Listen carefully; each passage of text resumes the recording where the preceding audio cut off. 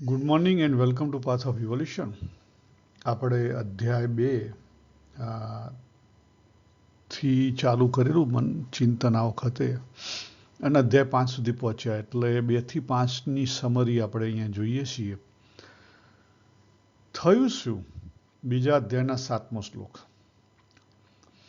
જે પ્રોબ્લેમ અર્જુનજીનો હતો એ જ પ્રશ્ન આપણે બધાને છે. આપણે બધાને એવું કહેવાય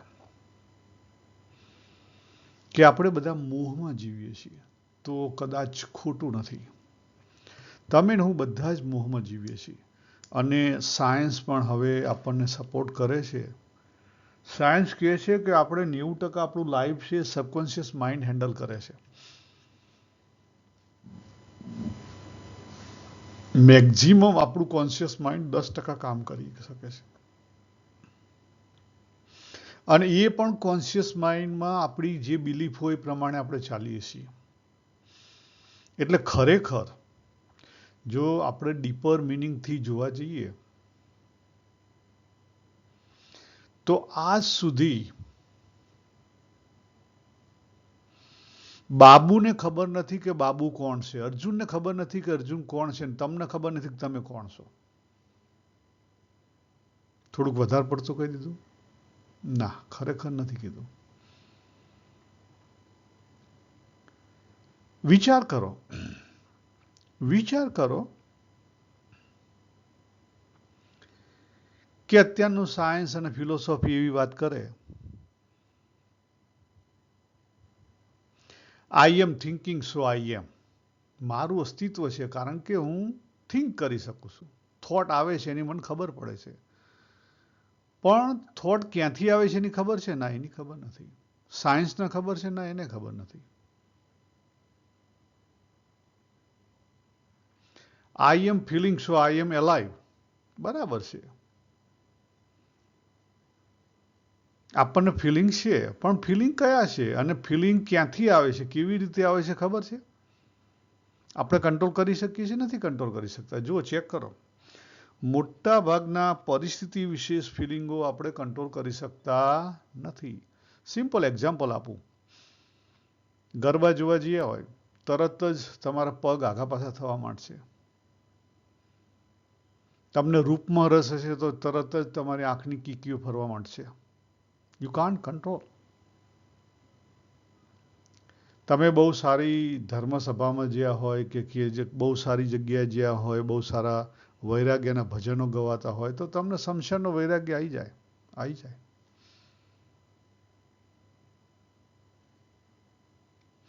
અરે જુઓ, આપણે ત્યાં જ દાખલા તરીકે આપણું કોઈક સંબંધી ધામમાં ગયું હોય, અથવા પછી આપણા કોઈ ધર્મગુરુ, મોટા ધર્મગુરુ આવ્યા હોય, કેટલાય લોકો રડતા હોય, પણ દરેક વ્યક્તિનો રડવા પાછળનો હેતુ અલગ હશે. ચેક કરો. બધા ખેંચાણા તો છે અલગ અલગ રીતે, અને ખેંચાય છે. એવું વાતાવરણ હોય, માદક વાતાવરણ હોય, તમે કામની અંદર આવી જાઓ, તમે ખેંચાઈ જાઓ. મોટા મોટા ઋષિઓ ખેંચાઈ ગયા છે રૂપમાં, તમે ખેંચાઈ જાઓ, આપણે ખેંચાઈ જઈએ. સિમ્પલ છે. એટલે પરિસ્થિતિ આપણને ખેંચી લે. જો આપણે સ્કૂલ સમયનું જુઓ તો બે ગ્રુપની મારામારી ચાલુ થઈ હોય તો ફટાફટ તમે અંદર ભાગ ભજવવા જ માંડો. અથવા ક્યાંક ભાગદોડ થઈ હોય, કોઈ જગ્યાએ લાગે કે ભાઈ અર્થક્વેક આવ્યો, ભાગો, તો બધા ભાગવા માંડે. કંઈક આવ્યું, ભાગો, તો બધા ભાગવા માંડે. આપણે પરિસ્થિતિ, જે બહારની પરિસ્થિતિ આપણને જે પ્રભાવ દેખાડે છે, એ આપણી અંદર તરત જ ફેલાઈ જાય છે. તરત જ ફેલાઈ જાય છે. આપણે સ્થિર રહી શકતા નથી. આજે અર્જુનનો પ્રોબ્લેમ છે ને કે કાર્પણ્ય દોષો, કાયરતા રૂપી દોષના કારણે મારી જે બુદ્ધિ છે એ કામ નથી કરતી. મોહ આવી ગયો. આપણને દરેકના વસ્તુ થાય છે. એક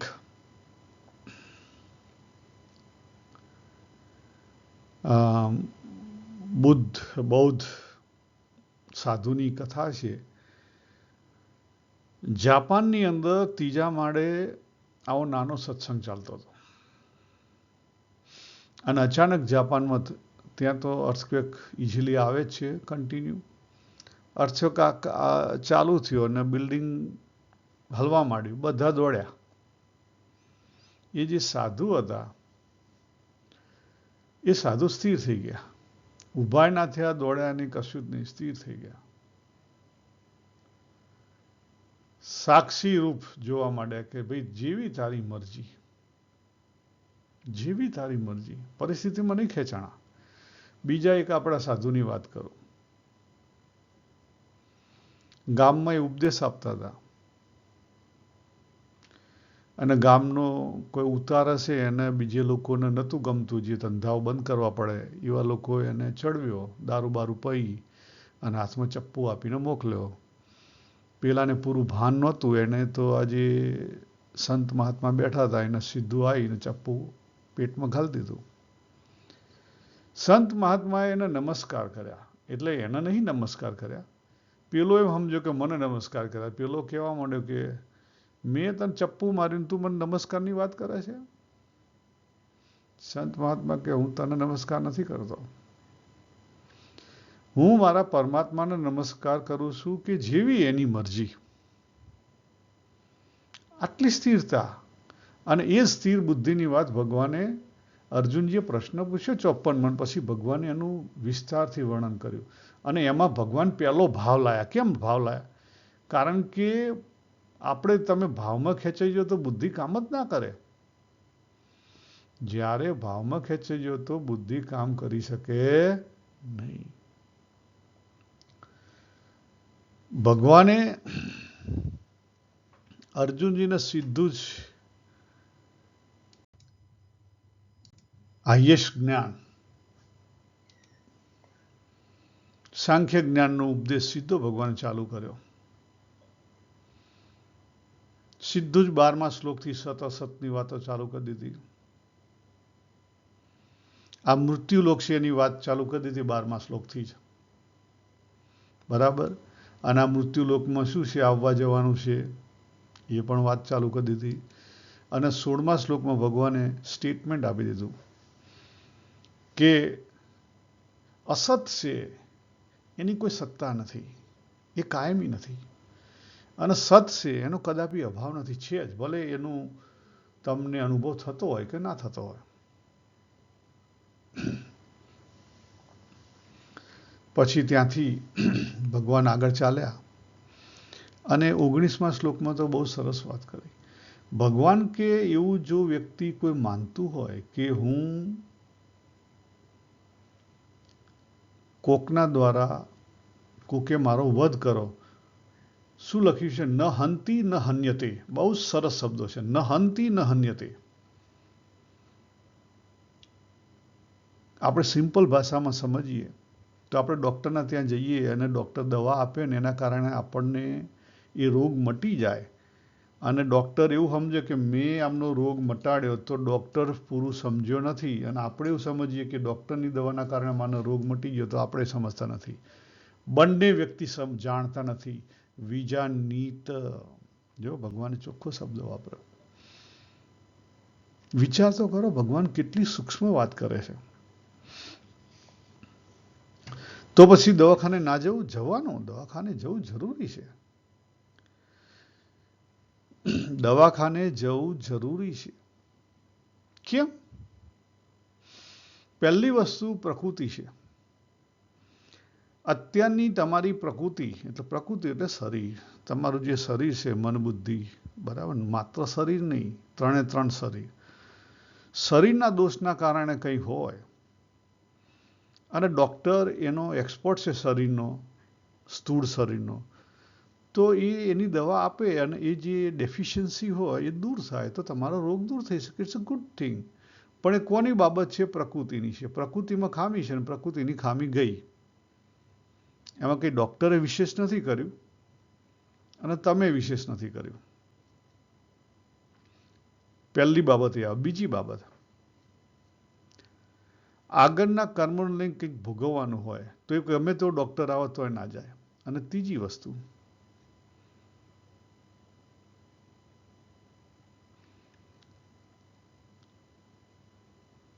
આ જે પરિસ્થિતિથી વિશેષ, જેને આપણે કહીએ ને કે નસીબમાં આગળના કર્મોને લઈને તમારું લખાઈ ગયેલું હોય, તો ગમે એટલી હોસ્પિટલો સારી હોય, ગમે એટલા ડૉક્ટરો સારા હાજર હોય, કોઈ કામમાં ના લાગે. જો ડૉક્ટરો પણ હોસ્પિટલમાં ધામમાં જાય છે અને હોસ્પિટલમાં દર્દીઓ પણ ધામમાં જાય છે. એટલું બધું જો ખરેખર ચાલતું હોત તો કોઈ મનુષ્ય મરી જ ના જાય. એટલે જે 3 લેયર છે ને એને આપણે સમજવા પડે. એક આપણું પોતાનું લેયર, બીજું પ્રકૃતિનું લેયર અને ત્રીજું અંતિમ પ્રકૃતિનું લેયર. કારણ કે બીજું છે પરિસ્થિતિ વિશેષ હોય. કોવિડ છે દાખલા તરીકે, બધી પરિસ્થિતિ વિશેષ કહેવાય. ખ્યાલ? એટલે આ વસ્તુ આપણે સમજવી પડે. ભગવાને આ જ્ઞાનીને ચાલુ કરાયું. પછી ભગવાન ધીરે ધીરે આગળ ચાલ્યા. ખબર પડી કે અર્જુનને કંઈ વિશેષ અસર થઈ નથી. ભગવાને પછી 28મા શ્લોકમાં આગળ જતા વ્યક્ત અને અવ્યક્તની વાત કરી. બરાબર? સાંખ્યમાં વ્યક્ત અને અવ્યક્તની વાત કરી.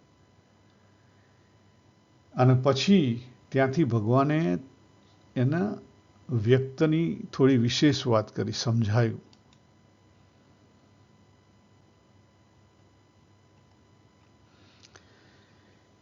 કે આજે,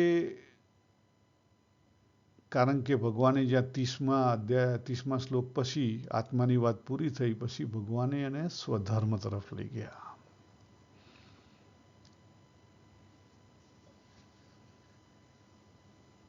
ભગવાન ક્યાં લઈ ગયા?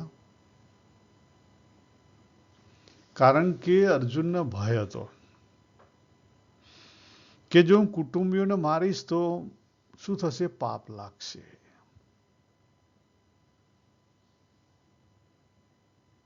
એટલે ભગવાને પહેલું તો આત્માની વાત કરી કે કોઈ મારતું નથી, કોઈ હણાતું નથી. બરાબર? પણ એનો હજી ભય દૂર થયો નહીં. એટલે એને જગાડવા માટે એનો જે ક્ષત્રિય ધર્મ હતો એ ધર્મ ઉપર ભગવાન હેડ્યા. ભગવાન એનો દેહનો જે ધર્મ હતો એને વિશેષતા આપી. એટલે કોને વિશેષતા આપી? કર્મમાં. જો સાંખ્યમાંથી એવો કર્મ તરફ હેડ્યા કે ભાઈ તું ક્ષત્રિય છે 31મા શ્લોકમાં, અને ક્ષત્રિયનો જે ક્ષાત્ર ધર્મ છે, અને ક્ષાત્ર ધર્મ પ્રમાણે તારે તારી લડાઈ કરવી જોઈએ. બરાબર? એ લોકો પણ સામે લડાઈ કરવા આવ્યા છે અને તારે લડાઈ કરવાની છે.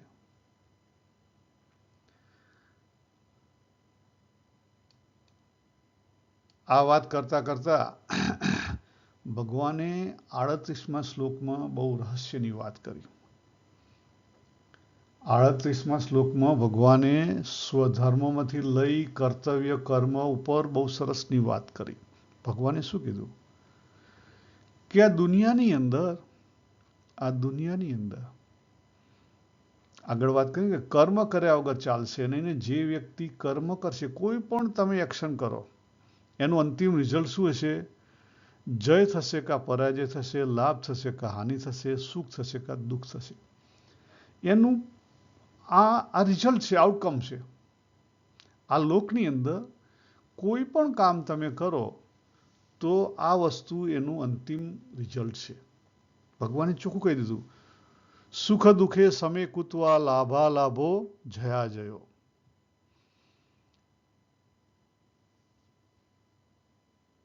તો પછી ભગવાન કહે છે આ જે પરિણામ, આનાથી બીજું કંઈ આવવાનું નથી. બરાબર? બીજું કંઈ વિશેષ તો પરિણામ આવવાનું નથી. તો પછી તું યુદ્ધ કર. અને તું તારો જો સમત્વમાં રહીને તું યુદ્ધ કરીશ, ભગવાને ત્યાં માસ્ટર કી બતાવી. સમત્વમાં રહીને તું યુદ્ધ કરીશ ને તો તને પાપ નહીં લાગે. જો ચોખ્ખું લખ્યું, પાપમ ન અવાસ્યસી. ભગવાને સમત્વની વાત કર્મની અંદર કરી દીધી. ભગવાને સમત્વની વાત કર્મની અંદર કરી દીધી. અને અહીંથી ભગવાન કર્મની વિશેષતા બતાવવા માંડ્યા અને બહુ બધી સમતાની ભગવાને પછી વાતો કરી અને એમાં સમબુદ્ધિ એવો શબ્દ આવ્યો.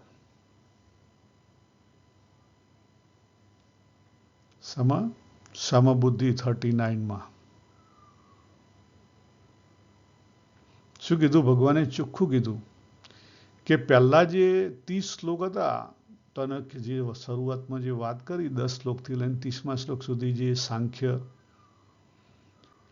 સાંખ્યની અંદર એ બુદ્ધિને મહત્વ આપવું પડે અને બુદ્ધિને સમ કરવી પડે. કર્મની અંદર પણ બુદ્ધિને મહત્વ આપવું પડે અને બુદ્ધિ સમ કરવી પડે.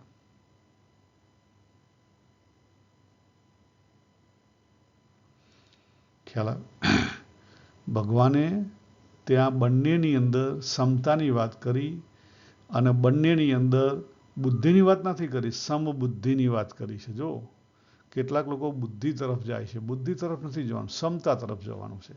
શની તરફ જવાનું છે? સમતા તરફ. આપણે આગળ વાત કરી, જોઈ પેલા બે ઋષિઓની. સમત્વ રે, સમતા રે, કારણ કે આપણે પરિસ્થિતિમાં ખેંચાઈ જઈએ છીએ. સમત્વ રે તો આપણી સાધના સફળ, નહીં તો ઠીક છે, હવે આયા રામ ને ગયા રામ. અને સમતા છે ને એ બહારથી આવે. સમતા ક્યાંથી આવે? બહારથી આવે, સીધી અંદરથી ના આવે. એની અનુભૂતિ બહાર સમતા સધાય તો અંદર શું થાય? બહાર સમતા સધાય તો અંદર સાક્ષી ભાવ ઉભો થાય, દ્રષ્ટા ભાવ ઉભો થાય, દ્રષ્ટિકોણ બદલાઈ જાય. સમતા બહાર આવે તો અંદર સહજતા આવે, દિવ્યતા આવે. બહાર ઓલવેઝ વાતાવરણમાં શું હોય? સરળતા આવે. સમતા એટલે વાતાવરણની સરળતા, આપણા વ્યવહારની સરળતા. વ્યવહારમાં સરળતા આવી એટલે સમજી લો એની સાથે સાથે અંતરમાં પવિત્રતા આવે. અંતરમાં પવિત્રતા આવી એટલે શું થયું? મન ચોખ્ખું થઈ ગયું, અંતઃકરણ ચોખ્ખું થવા માંડે. અને અંતઃકરણ ચોખ્ખું થાય એટલે જે બુદ્ધિની વાત થાય ને એ સમબુદ્ધિ જ થઈ જાય. અંદર તમે જેવા માર્ગે નીકળેલા હોય એ મુજબની તમને અનુભૂતિ થાય. ભગવાને 5મા અધ્યાયના 6 અને 7મા શ્લોકમાં વાત કરી કે જો તમે કર્મના માર્ગે હો તો પછી તમારી ઇન્દ્રિય તૃપ્ત હોય, તમારું અંતઃકરણ તૃપ્ત હોય, તમારું જે શરીર છે એ કેવું હોય? સરળ હોય. તમે કર્મનો પ્રાધાન્ય આપેલું હોય તો, તમે સાંખ્ય અથવા જ્ઞાનને પ્રાધાન્ય આપેલું હોય, બરાબર, તો ભગવાન શું કહે છે કે ક્રિયાઓ થઈ રહી છે. 8મો 9મો શ્લોક. તત્વને જાણનારો સાંખ્ય યોગી જોતો, સાંભળતો, સ્પર્શ કરતો, સૂંઘતો, જમતો, ચાલતો, ગ્રહણ કરતો, બોલતો, મળમૂત્રનો ત્યાગ કરતો, ઊંઘતો, શ્વાસ લેતો, આંખો પટપટાવતો, આ બધું કરતો હોવા છતાં પણ સર્વ ઇન્દ્રિયો પોતપોતાના વિષયોમાં વર્તી રહી છે એમ સમજીને, એનો જે ઈગો છે, હું પોતે કશું જ નથી કરતો, ઈગો છે છતાં ઈગો કેવો છે? નથી. ઈગો છે છતાં ઈગો નથી. આ મોટી અગત્યની બાબત છે. અને એથી વિશેષ ભગવાને આગળ વાત કરી, જે ભક્તિના માર્ગે છે એ ભક્ત શું સમજે છે?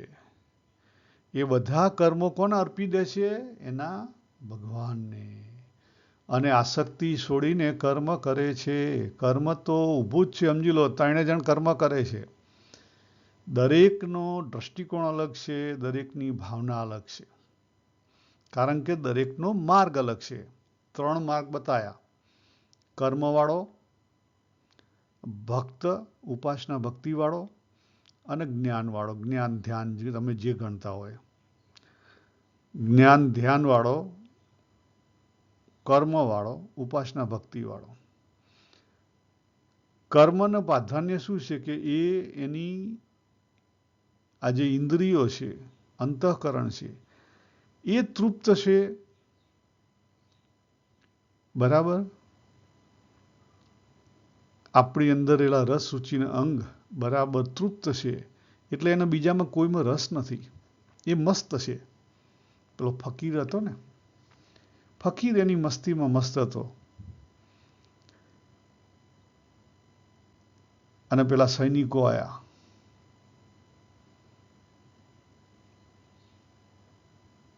ફકીરને ક્યાં મૃત્યુનો ડર હતો, ખ્યાલ. એટલે જે એની મસ્તીમાં મસ્ત હોય, એને જે મેળવવાનું હતું એ મેળવી લીધું. એક ચિત્રકાર છે, એની ચિત્ર બનાવતો હોય, એમાં 100% મસ્ત હોય, પતી ગયું. ભગવાનનો ભક્ત હોય ને શું હોય, એણે કર્મ તો કરતો જ હોય, પણ એ કોને ઉપર છોડી દીધેલો હોય, ભગવાનના છોડી દીધેલો હોય. સાચી રીતે ભગવાનને છોડી દીધેલો, એટલે શું હોય, એને એમાંથી કોઈ આસક્તિ ના હોય. જો આસક્તિ છે તો ગયા. મોહ જ તકલીફરૂપ છે. સકામ ભક્તિ ખોટી ભક્તિ છે. જે કંઈ કરે છે એ પૂરેપૂરો રસ લઈને કરે છે. એ આહ્નિક કરે છે, એ પૂજા કરે છે, પ્રાર્થના કરે છે, જે કંઈ કરે છે એ એમાં કેવો થઈ ગયો છે, તરબોળ થઈ ગયેલો છે. આવું થાય છે? નથી થતું? તો પછી તમને ખરેખર એની અંદર રસ નથી, તમારો એ માર્ગ નથી. દરેકના માર્ગ અલગ છે. મેં આહ્નિકમાં બહુ અંદર ઊંડા ઉતરવાનો પ્રયત્ન કર્યો, પણ અંદરથી ઉભરો આવ્યો નહીં. કારણ કે આપણો માર્ગ ના હોય તો ના આવે. સિમ્પલ વસ્તુ. દાખલા તરીકે સંગીત માટે મેં બહુ પ્રયત્ન કર્યો, હાર્મોનિયમ શીખવા માટે, કીબોર્ડ શીખવા માટે, મને ના આવડ્યું. શિલ્પાને વગર શીખવાડે આવડી ગયું. તમને ક્યાં રસ રુચિના અંગ છે, તમે કયું અધૂરું શીખીને આવેલા છો, એ વસ્તુ તમને તરત આવડી જશે. અને એ વસ્તુ જ તમારે કરવાની ખરેખર જીવનમાં. જ્યાં તમારો પટ્ટો ના પડતો હોય ત્યાં તમે એને એક બાજુ મૂકી દો, એ તમારા કામનું નથી. એટલે ભગવાને શું વાત કરી, બીજા અધ્યાયના 50મા શ્લોકમાં શું વાત કરી, કે કર્મ તો કરવું પડશે. જીવન જીવવા માટે કર્મ કરવું પડશે, પણ કર્મ કેવી રીતે કરવાનું છે? કર્મ યોગરૂપ થઈ જાય એવી કૌશલતાથી કરવાનું, એવી કુશળતાથી કરવાનું છે કે યોગ કર્મ સુકૌશલમ. કેવું થઈ જાય? એવી કુશળતાથી કરો કે કર્મ યોગ થઈ જાય. અને એ જે યોગરૂપ કર્મ એટલે જ સમત્વ યોગ ઉચ્ચતે. બીજા અધ્યાયનો 48મો શ્લોક, બરાબર. સમત્વ યોગ ઉચ્ચતે. દરેક જગ્યાએ સમતા આવશે. જો અહીંયા શું વાત કરી, શની અંદર વાત કરી સમતાની, બુદ્ધિની અંદર વાત કરી છે ભગવાને. ભગવાન શું કહે છે કે આસક્તિ છોડીને સિદ્ધિ અસિદ્ધિમાં સમબુદ્ધિ રાખીને યોગમાં સ્થિત થઈ કર્તવ્ય કર્મ કર.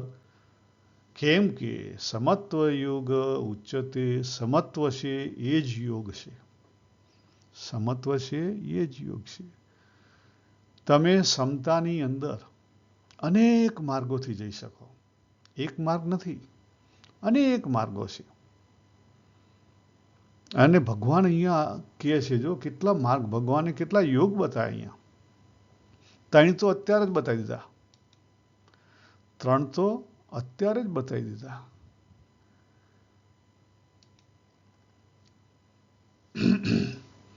પછી અર્જુનજીને આ ભગવાને બુદ્ધિની વાત ચાલુ કરી, એટલે અર્જુનજીને રસ પેઠો કે ભગવાન આ બુદ્ધિ યોગની જે બધી વાત કરે છે, તો એ બુદ્ધિ યોગવાળો હોય એ કેવો હોય, કેવી રીતે કામ કરતો હોય, બરાબર. એ બધી વાતો અર્જુનજીને રસ પડ્યો. એટલે અર્જુનજીએ પ્રશ્ન પૂછ્યો કે ભગવાન એ સ્થિર બુદ્ધિવાળો છે, એ કેવી રીતે બોલે ચાલે બેસે ઉઠે, એનો વ્યવહાર શું, એની કંઈક વાત કરો, એની કંઈક વાત કરો. જો આપણે ક્યાં જઈ રહ્યા છીએ જીવનની અંદર, જે કંઈ આપણી જે હેપીનેસ કહેવાય છે, અથવા શરીરનું સુખ, અથવા શરીરનો આનંદ, જોય અથવા હેપીનેસ, દેહ ઇન્દ્રિય મન બુદ્ધિની જે હેપીનેસ છે, સુખ છે, જોય છે, એનાથી પર ડીપર શું રહેલું છે, ડીપર કેવી રીતે જઈ શકાય, તો એની વાત ભગવાને જે કરી છે એને આપણે સમજવા તરફ જઈ રહ્યા છીએ. કે ડીપર જવું હોય તો પહેલું કન્ટેન્ટમેન્ટ, સંતોષ ઉપર ધ્યાન રાખવું પડે. બીજું શાંતિ તરફ ધ્યાન રાખવું પડે. સંતોષ અને શાંતિ આ બે એવા હથિયાર છે, એ તમારું જે ડીપર શાંતિ છે, ડીપર સુખ છે, જેના આપણે આનંદ કીધો છે, નિજાનંદ. અને નિજાનંદ પછી શું આવે? પરમાનંદ. તો નિજાનંદ અને પરમાનંદ આવે એના માટે શરૂઆત ક્યાંથી કરવી પડે? સંતોષ અને શાંતિથી. કોઈ પણ જગ્યાએ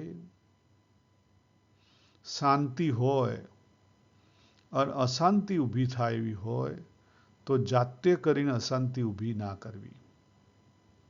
જાતે કરીને અશાંતિ ઊભી ના કરવી. અને જાતે કરીને અસંતોષ ઊભો ના કરો. આ બે વસ્તુનું બહુ ધ્યાન રાખવાનું. હવે જો